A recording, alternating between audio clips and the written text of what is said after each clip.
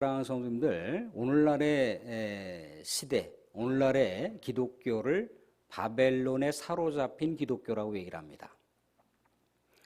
바벨론이라고 하는 것은 고대 세계의 바벨론 제국을 비유적으로 나타내는 말인데, 성경에서는 또 바벨론 제국과 연결해서 사용하는 용어가 있는데 바로 로마 제국이라고 하는 용어예요. 사실상 로마 제국을 가리키기 위해서 바벨론 제국이라고 하는 용어를 사용하게 된 건데, 그렇다면 도대체 로마 제국, 바벨론 제국에 사로잡혀 있는 기독교가 도대체 어떤 말이냐라고 했을 때, 로마 제국도 그렇고 바벨론 제국도 그렇고 당시에 식민지 정책을 폈을 때 나름대로 유화 정책을 폈다는 거예요. 유화 정책. 강압적으로 또 폭압적으로 또 그렇게 무자비하게 식민지 나라의 사람들, 그 백성들을 다스린 것이 아니라 적절하게 뭔가 필요한 영역들에 대해서 충분하게 제공을 했다는 거예요. 말하자면 팍스 로마라고 해서 로마 제국에 충성하는 자들에게는 출세를 보장하고 또 부를 보장하고 명예를 보장하고 모든 또 삶의 기회를 보장한다는 것이 바벨론 제국에서 표명했던, 또 로마 제국에서 식민지 정책을 폈던 유화 정책이었다는 거예요. 어떻게 보면 굉장히 악랄하게 폭력적으로 그렇게 다스림을 받는 그런 것보다는 나름대로 유화 정책에 어느 정도 수용을 하면서 또 로마 제국에 충성을 다하게 됐을 때 삶을 보장받는다는 것은 굉장히 살아가기에 괜찮은 그런 내용이었다는 거예요. 그래서 고대 세계에 하나님의 백성들이 어떻게 했던가요? 바벨론 제국에 충성을 해서 출세하는 그런 일들도 많이 있었어요. 우리가 알고 있는 다니엘과 세 친구들의 이야기가 바로 그런 이야기 중에 한 일례일 수가 있다는 거예요. 로마 제국에서도 마찬가지예요. 유화 정책 가운데 누가 혁혁한 공을 세웠던가요? 우리가 알고 있는 세리들, 시무관들, 우리가 알고 있는 세리장이라고 하는 삭개오 같은 사람들, 그런 사람들은 나름대로 로마에 필요한 그런 여러 가지 헌신과 희생을 통해서 자신들의 삶을 보장받을 수 있었다는 거예요. 뿐만 아니라 종교 지도자들 중에도 상당히 많은 사람들이 로마 제국을 위해서 헌신하고 희생을 하게 되면 나름대로 그들 종교적인 지위와 종교적인 어떤 권세를 보장받을 수 있었기 때문에 그런 길을 택했다는 거예요. 물론 지배당하는 피지배 식민지 백성들은 그러한 삶을 살아갈 수밖에 없는 한계 때문에 그렇게 로마 제국과 또 자신들을 다스리는 그런 제국에 충성 아닌 충성, 희생 아닌 희생을 할 수밖에 없는 삶의 한계점이 분명히 있다는 것은 누구나 다 인정할 수 있는 내용이라는 거예요. 그런데 그들이 그렇게 로마 제국에 충성을 할 때 물질 만능주의라고 일컬어지는 또 출세지향주의라고 일컬어지는 로마 제국에 충성을 할 때 하나님의 존재는 사라졌다는 거예요. 하나님이 뭐가 됐던가요? 하나님이 미신으로 전락해버렸어요. 그러니까 하나님을 위해서 하나님의 백성들을 살아가야 되거든요. 하나님의 영광을 위해서 하나님께 목적과 삶의 이유를 둬야 되는데 그것이 한순간에 다 날아가 버린 거예요. 그저 자신들의 삶을 영유하는 것에 전적인 인생의 목표와 삶의 이유가 담겨 있었다는 거예요. 그러니까 하나님은 어떤 존재로 전락해버렸던가요? 미신으로 전락해버린 거예요. 하나님을 위해서 살아가야 되는 백성들, 하나님의 영광을 위해 살아가야 되는 백성들이 자신들의 영달을 위해서 하나님을 수단화시켜버렸다는 거예요. 로마 제국에 제대로 충성을 해야 되잖아요. 그죠? 물질 만능주의 시대에 제대로 뭔가 얻을 수 있는 것들을 얻어야 되잖아요. 그죠? 그런데 하나님을 믿는 백성들은 하나님을 위해 살아가는 것이 아니라 로마 제국을 위해서 살아가는 거예요. 로마 제국에서 제공하는 것을 위해서 하나님을 이용하는 거죠. 주여 주여 부르짖고 있는데 주님께서 우리들에게 지향하라고 하는 삶의 목적과 이유가 없어요. 내가 현세적으로 살아가는 삶의 이유와 목적만 두고 그것을 이루기 위해서 이것을 이루어주게 해주십시오. 이것을 이루어야 됩니다. 이거를 이루셔야 되겠습니다. 주객이 전도돼 버린 거예요. 주객이. 미신이라고 하는 게 뭡니까? 자력으로 하나님을 찾는 거예요. 자력으로. 내 의지대로 하나님을 찾는 거예요. 무엇을 위해서? 하나님을 위해서 하나님을 찾나요? 하나님의 영광을 위해서 하나님을 찾나요? 아니요. 내 어떠한 목표를 이루기 위해서 하나님을 찾는 거예요. 그게 미신이라니까요. 예전에 우리 그 선조들이 선왕당 그 나무 아래에 정한수를 떠놓고 뭘 했습니까? 비나이다 비나이다 했다는 거예요. 그런 모습이 미신이잖아요. 그죠? 하나님이라고 한 호칭을 썼는데 그 기도 내용이나 삶의 내용은 다 미신적인 내용이라는 거예요.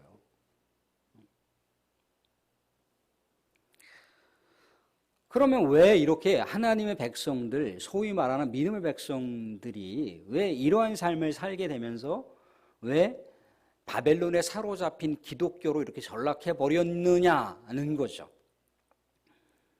그것은 예수님을 믿을 때 예수님과 함께 살아가는 삶, 예수님을 위해서 살아가는 삶의 골자는 빠져버린 거예요. 예수님을 믿으면 구원받는데요. 예수님을 믿으면 복 받는데요. 어떻게 보면은 그런 이론적인 개념만 딱 정립된 채 예수님은 그냥 우리가 내 어떤 삶의 내용들을 이루기 위한 그냥 수단으로서의 존재를 그렇게 부르짖기 위해서 사용하는 용어로다가 전락해버렸다는 거예요. 자, 우리는 하나님의 뜻을 이루기 위해서, 주님의 뜻을 이루기 위해서 이 땅 가운데 살아가야 되는데 그 반대가 돼버렸어요. 내 뜻을 이루기 위해서 주님이 필요한 거예요. 이게 미신이라는 겁니다. 사람들 성경에서 이야기하고 있는 형통이라고 하는 단어도 마찬가지인 거예요. 형통이라고 하는 단어는 뭡니까? 이 세상 살아가면서 모든 일이 뜻한 바대로 이루어지는 거잖아요. 뜻한 바대로 이루어지는 것. 근데 그 뜻한 바대로 이루어지는 게 누구의 뜻한 바대로 이루어지는 겁니까? 하나님의 뜻한 바대로 이루어지는 게 성경에서 말하고자 하는 형통이라는 단어예요. 그러니까 하나님께서 인도하시는 길을 가는 것이 믿음의 사람들이 추구하는 형통의 길이라는 거예요. 하나님이 인도하시는 길을 가는 것. 그러려면 하나님께서 인도하시는 길을 가려면 하나님의 힘이 필요한 것이고 하나님의 지혜가 필요한 거잖아요. 그죠? 하나님의 영광을 돌리는 삶을 살려면 하나님의 능력이 필요한 것이고 하나님의 지혜가 필요한 거잖아요. 내 의지가 필요한 게 아닌 거예요. 내 의지를 따라서 하나님을 찾게 되면 그게 자력권이래, 자력권. 그게 미신을 추구하는 삶이라는 거예요. 사랑하는 예수를 우리가 잘 믿어야 됩니다. 잘 믿지 않으면 마치 100m 달리기 선수가 자기 코스를 뛰어야 되는데 엉뚱한 코스에 가서 뛰어갖고 실격 처리되는 것과 똑같아요. 아니면 앞을 향해서 달려가야 되는데 거꾸로 달리는 그런 모습이 될 수가 있다는 거예요. 사랑하는 성도들, 예수님을 잘 믿고 예수님과 더불어서 예수님의 뜻을 성취해가는 성도의 인생의 여정길이 되실 수 있기를 주님의 이름으로 축원드립니다. 예, 오늘 우리가 읽었던 본문의 내용을 보게 되면 두 사람의 인물이 등장을 하고 있어요. 한 사람은 서기관이라고 하는 사람이죠. 또 다른 한 사람은 제자라고 하는 사람이에요. 서기관이라고 하는 사람은 어떤 사람인가요? 율법학자죠. 율법을 해석하는 사람이에요. 당대의 많은 사람들로부터 주목받는 인물이었고 또 부와 명성과 권세를 갖고 있는 사람입니다. 근데 이 사람이 갑자기 예수님을 따르겠다라고, 예수님의 제자가 되겠다라고 자기 의지를 표명을 했어요. 오늘 말씀 가운데 보시면 19절 말씀을 보실 수가 있습니다. 19절 보시면 한 서기관이 나와 예수께 아뢰되 선생님이여 어디로 가시든지 저는 따르리이다. 주님께서 어디로 가시든지 내가 따르겠습니다. 주체가 자기가 돼버렸어요. 근데 예수님께서 뭐라고 얘기하십니까? 아유 잘했다. 착하고 충성된 서기관아, 나하고 함께 하나님의 나라와 하나님의 의를 추구하는 길을 가자. 그랬으면 좋았을 텐데 뭐라고 얘기하시나요? 20절 말씀도 한번 보겠습니다. 20절 말씀 보시면 예수께서 이르시되 여우도 굴이 있고 공중의 새도 거처가 있으되 인자는 머리 둘 곳이 없다 하시더라. 여우도 자신의 집이 있고 새도 자신의 집이 있다는 거예요. 근데 인자는 머리 둘 곳이 없다라고 얘기합니다. 인자는 예수님을 얘기하는 거죠. 예수님께서 뭐 길거리에서 주무셨던가요? 아니죠. 제자들 집에서 자거나 아니면 또 하나님 나라의 역사를 또 증거하고 펼치시다가 또 적절한 숙소에서 잠을 청하셨어요. 근데 인자는 머리 둘 곳이 없다라고 얘기를 합니다. 뭔가 과정법이긴 하지만 그 정도의 희생과 대가가 따라야 된다는 얘기를 해주고 있는 거죠. 예수님께서 한 곳에서만 정착하면서 머무르지 않으셨죠. 계속해서 이동하는 삶을 사셨어요. 그리고 영혼 구호를 위해서 자신의 전생애를 바친 삶을 살았다는 거예요. 그럼 서기관이 도대체 뭐 당시에만 하더라도 사회적으로 고위층에 해당되잖아요. 종교 지도자인데. 근데 뭐가 아쉬워서 예수님을 자꾸 따라간다고, 예수님의 제자가 된다고 자청하는 이유가 뭡니까? 우리가 지금 읽었던 8장의 내용 앞에를 보시게 되면 예수님께서 수많은 병자들, 불치병 환자들을 치료해 주시는 장면을 볼 수가 있어요. 귀신에 사로잡혀 있는 사람들의 귀신을 축출해 주시는 장면을 보고해 주고 있습니다. 그 전에 우리가 읽을 만한 5, 6, 7장을 보시면 산상보훈에 대한 이야기예요. 하나님의 나라와 의에 대한 이야기를 갈파하시고 나서 하나님 나라와 의가 어떠한 것인지에 대한 실제를 보여주시기 위해서 병자들을 치료해 주신 거예요. 근데 생각을 해보세요. 많은 병자, 불치병 환자들을 막 치료했더니 모든 사람들의 관심이 예수님한테 쏠렸을 거 아니에요. 그죠? 예수님의 인기라고 하는 것은 절정에 치달았을 거 아니겠습니까? 근데 예수님께서 읽지는 않았지만 우리가 읽을 그 17절을 보시게 되면 자신이 어떠한 삶의 사역을 위해서 이 땅 가운데 오셨다라고 살짝 언급하시는 내용이 볼 수가 있어요. 그냥 한마디로 말하자면 예수님께서 십자가 고난을 위해서 이 땅 가운데 오셨다는 거예요. 영혼들을 살리고 구원하는 일을 자신의 십자가 고난을 통해서 해결하시기 위해서 오셨다는 얘기인 거예요.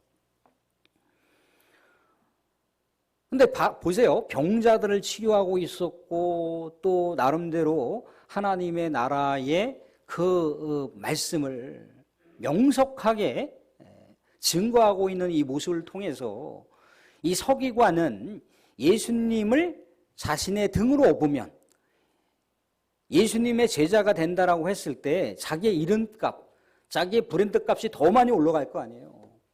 당대의 수많은 서기관들보다 더 탁월한 존재가 될 거 아니에요. 대부분의 많은 서기관들은 하나님의 말씀을 해석하는 사람들이잖아요. 그죠? 그런데 대부분의 서기관들이 하나님의 말씀을 해석하는데 그 해석하는 것보다 더 위대하게 해석하는 예수님을 봤거든요. 그러니까 예수님을 자기가 자신의 스승으로 삼았다면 엄청난 브랜드의 가치를 높일 수 있는 기회인 거예요. 야, 예수님의 제자가 된다면 내가 얻을 수 있는 것들이 많겠구나. 정말 얻을 수 있는 복이 무한히 많겠구나. 능력도 받을 수 있잖아요. 환자들을 막 치료하는데, 귀신을 막 축출하는데, 아, 내가 예수님을 믿으면 저 정도의 비법과 저 정도의 능력을 내가 전수받을 수 있겠구나. 거기에만 머물렀던 거예요. 그러니까 예수님께서 그 마음을 아시고 뭐라고 얘기하십니까? 나를 통해서는 너의 인생에 복을 보장받을 수 없다는 거예요. 나를 통해서는 너가 얻을 수 있는 것이 별로 없다는 거예요. 나를 통해서 오히려 더 희생을 각오해야 되고 또한 고난을 각오해야 된다라고 하는 것을 역설적으로 얘기하고 있어요. 나를 따르겠다라고, 나를 따르면 고난을 너가 감당해야 될 것이고 너가 수많은 나날의 희생과 헌신을 너의 삶을 전체를 드러내야 되는데 과연 나를 따라올 수 있겠느냐라고 말씀하시는 거예요. 그 뒷이야기는 나오지 않았지만 아마도 서기관은 예수님을 따르지 않았을 거라는 거예요. 마치 부자 관원이 예수님한테 내가 이렇게 율법을 지켰습니다라고 했을 때 예수님께서 그래? 그럼 너의 재물 사랑하는 이웃들에게 나눠주고 나를 따라와 그랬거든요. 근데 부자 관원은 어떻게 했습니까? 예수님을 따르지 못했다라고 나와 있어요. 근심하여 예수님께서 제자가 되는 길을 요청했는데도 불구하고 그 요청을 거부했잖아요. 그죠? 아마도 서기관은 그랬다는 거예요. 사랑하는 사람, 예수를 믿는다는 것은요, 예수께서 가신 길을 따르는 거예요. 예수님을 통해서 무엇인가 얻는 것이 아니고 예수님을 통해서 우리가 우리의 것을 내어드려야 되는 거예요. 그게 하나님의 영광이라니까요. 하나님의 영광이 그거예요. 예수님을 따라간다는 거, 예수님을 믿는다라고 하는 건 그거란 말이죠. 이 현세에 무엇인가를 얻기 위해서 예수님을 따라간다? 예수님을 믿는다? 그럼 대단한 오해예요. 내세 우리에게 영생이 있습니다. 구원이 있습니다. 현세의 삶 속에서 우리 주님께서 때로는 여러 가지 눈에 가시적으로 보이는 것을 주실 수도 있어요. 그렇지만 주시지 않을 수도 있다는 거예요. 잘 풀릴 수도 있지만 잘 안 풀릴 수도 있어요. 예수 믿는다고 모든 것이 잘 됩니까? 아니에요. 오히려 손해보는 것이 더 많을 수도 있어요. 희생되는 것이 더 많을 수도 있다는 거예요. 그럼에도 불구하고 예수의 길을 따르겠느냐라고 묻고 있는 거예요. 이러한 마음을 가지고 우리가 예수를 믿어야 되는 거예요. 아이고야, 내가 예수 믿은 거 실수했구나.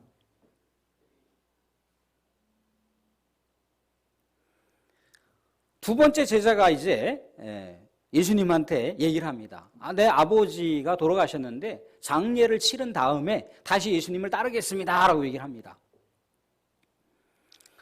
근데 성경의 말씀 10계명에도 부모를 공경하라고 하는 내용을 볼 수가 있어요. 그죠? 부모의 장례를 치른다라고 하는 것은 믿음의 백성들에게도 철저한 의무입니다. 심지어 제사장들에게도 의무예요. 하물며 일반 백성들에게는 철저한 의무인 거죠. 10계명에도 나와 있다니까요. 부모를 공경하라고 나와 있어요.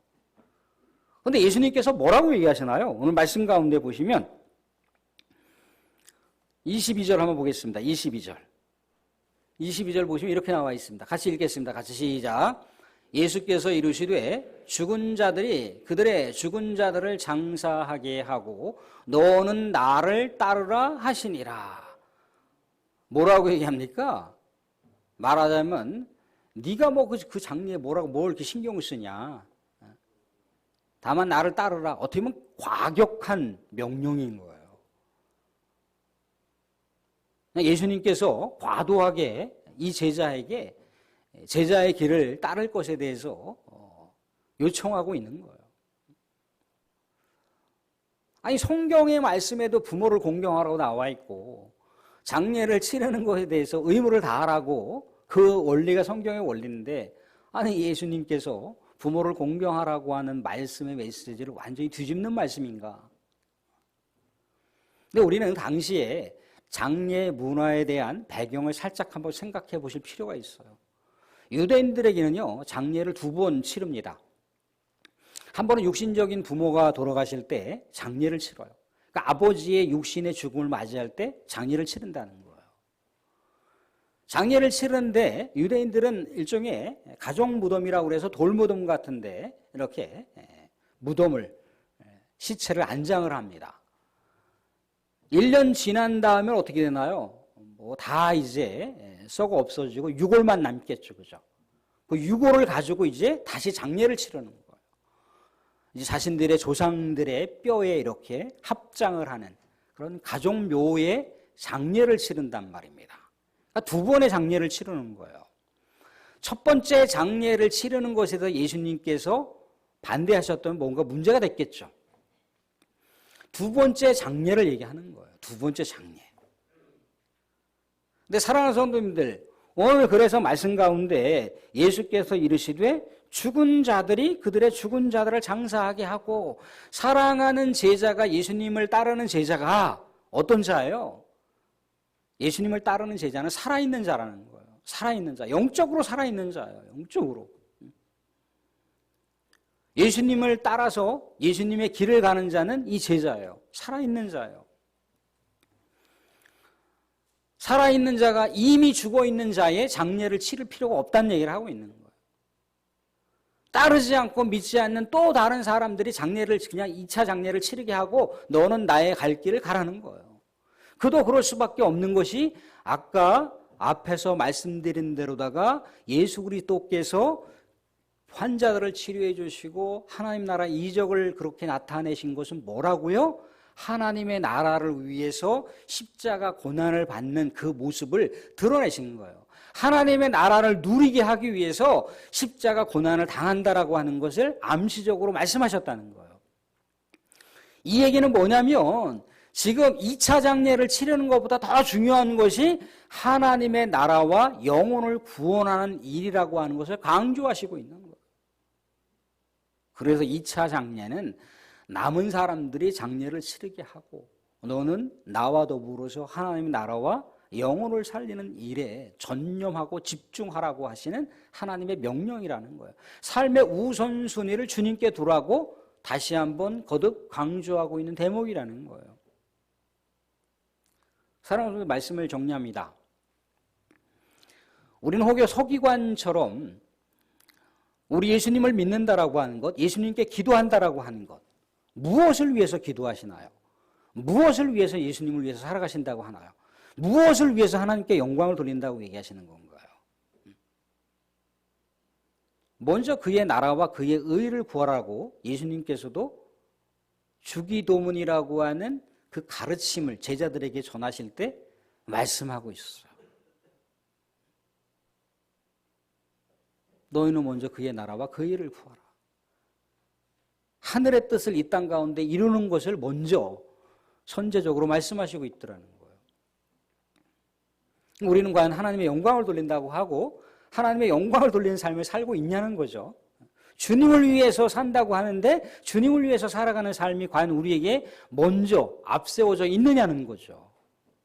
혹여라도 우리의 삶의 그 모든 내용들, 기도 제목들을 앞에다가 다 갖다 놓고 그 옆에 후면에다가 예수님께서 이것을 이루어 주십시오라고 그렇게 하진 않나요? 서기관이 그랬다는 겁니다. 서기관이. 그런 예수님을 따르는 길이 아니라는 거예요. 하나님의 영광을 돌리는 길이 아니라는 겁니다. 하나님의 뜻을 먼저 앞세워야 되는 거예요. 하나님의 영광을 앞세워야 되는 거예요. 그것을 이루기 위해서 내가 기도하는 거예요. 그것을 이루기 위해서 내가 살아가는 거예요. 내 삶의 모든 영역이 필요 없다가 아니라 그것을 위해서 내 삶의 영역이 그것과 접속이 되는 거예요. 그것을 위해서. 이게 하나님 백성들의 삶의 처세예요. 삶의 우선순위도 마찬가지입니다. 내가 바라고 기대하고 내가 소망하고 어떤 것들이 있겠죠. 그죠? 그것이 필요 없다가 아니죠. 그죠? 그건 나는 삶의 우선순위를 우리 주님께서 이루시기 원하시는 삶의 그 마음, 주님께서 하나님 나라와 영혼 구원을 마음속에 품고 있는데 나는 과연 나의 삶의 내용을 통해서 그것과 연결되어 있는 삶의 내용을 추구하고 있는가? 그것과 연결되어 있는 삶의 기도 제목을 내가 우리 하나님께 부르짖고 있는가? 그것이 아니라면 그 모든 것들은 다 미신이라는 거예요. 그래서 예수를 믿으려면 잘 믿어야 되는 거예요. 예수 믿는다고 우리가 형통한 삶을 산다고요? 예수 믿는다고 우리가 복을 받는다고요? 궁극적으로는 복입니다. 궁극적으로는 형통입니다. 그런데 거기에는 어떤 전제가 깔려 있느냐면 우리 하나님과 함께 살아가는 것, 하나님을 위해서 살아가는 삶, 하나님의 뜻을 이 땅 가운데 실현하기 위해서 살아가는 삶이 핵심 골자예요. 그것과 연결되어 있는 삶이 우리의 삶이라는 거예요. 핵심 골자는 다 빠져버리고 내가 이 세상 가운데 살아가는 삶, 현세적으로 이러이러한 가치를 획득하기 위해서 살아가는 삶 때문에 하나님을 찾는다고요? 그게 하나님의 영광을 위한 것이고 하나님의 뜻을 추구하는 삶인가요? 다른 종교에서도 그런 것들을 얼마든지 할 수 있어요. 근데 기독교는 뭔가요? 우리가 바벨론 제국이라고 하는, 로마 제국이라고 하는 이 자본주의 물질 만능주의 시대 가운데 우리가 살아가고 있어요. 여기서도 우리가 잃지 말아야 할 정체성은 뭡니까? 우리는 하나님의 백성이라는 거예요. 우리는 구원받은 하나님의 성도라는 거예요. 그렇다면 거룩한 삶의 본분이 있는 거죠. 삶의 거룩한 사명이 있는 거죠. 그건 뭡니까? 하나님의 영광을 위해서. 하나님의 영광을 위해서 이 땅 가운데 예수님이 내려오셨어요. 예수님께서 이 땅 가운데 펼치신 것이 무엇인가요? 하나님의 나라를 위해서, 영혼 살리는 일을 위해서 이 땅 가운데 오셨다는 거예요. 하나님이 잃어버린 영혼을 찾기 위해서 오셨다는 거예요. 우리가 그것을 잊어버리면 안 돼요. 사랑하는 여러분들, 우리는 하나님의 백성들입니다. 우리는요, 예수 잘 믿어야 돼요. 우리의 삶은요, 우리 예수님과 더불어 살아가는 삶이고 예수님께서 이 땅 가운데 남겨놓으신 삶의 흔적, 그 진리의 길을 따라가는 겁니다. 그 진리의 길이 뭔가요? 우리 하나님의 영혼을 찾는 길, 이 땅 가운데 영혼을 살리는 길. 그런데 우리 능력으로 감당할 수가 없다는 거예요. 그래서 우리가 하나님의 능력이 필요하고 하나님의 지혜가 필요하고 성령의 권능이 필요하니까 우리가 그러기 위해서 기도하는 거예요. 우리 사랑하는 손들, 2월달은 경건의 달입니다. 더 많이 하나님을 앙망하시고 하나님의 영광을, 하나님의 뜻을 예수님께서 이 땅 가운데 남겨놓으신 그 놀라운 영광스러운 삶의 사명을 우리의 삶 속에서 녹여가시면서 실천해 가시면서 하나님 나라와 영혼 살리는 일에 우리가 전심을 다할 수 있기를 주님의 이름으로 축원드립니다.